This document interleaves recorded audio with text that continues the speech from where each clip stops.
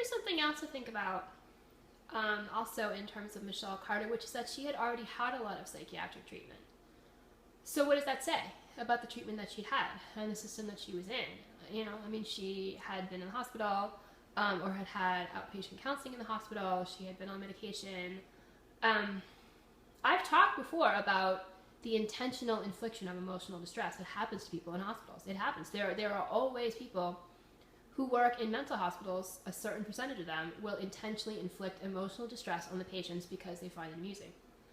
And it's difficult to work with adolescents, I think, you know, because their personalities aren't really formed, and you may not really know who or what you're dealing with. You may not know that, but think about this. It doesn't seem as if the psychiatric treatment that she had or the counseling that she had helped her to be an empathetic person with a sense of personal responsibility. It either turned her into a homicidal sadist or did not prevent her from turning into a homicidal sadist. There are people who know what they're doing. There are people out there who know how to counsel people.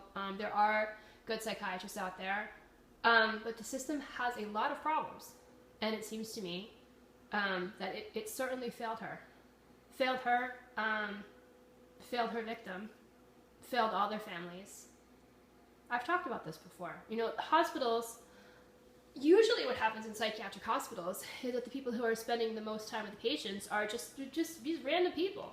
I don't think they even need as much as a college degree. They can also often just be from high school, have a high school degree, if that.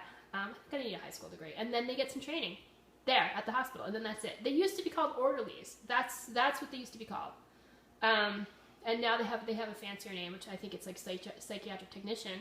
But, you know, I mean, the public, most of the public, I think, who has never been in one of those places would be appalled to know what it's really like. If you get time with the doctor, if you get 15 minutes with the doctor in one day, that's a lot. You know, maybe you'll get some time with a nurse. But mostly it's those technicians that you're working with who have all of the responsibility for what your experience is of that place at all times.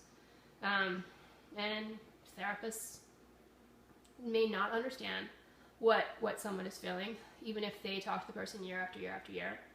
You know, I have talked about the failings of the psychiatric system over and over and over again for years, and the conglomerate does not want to hear it from me. But it's true. It's true. There's a lot wrong with that system.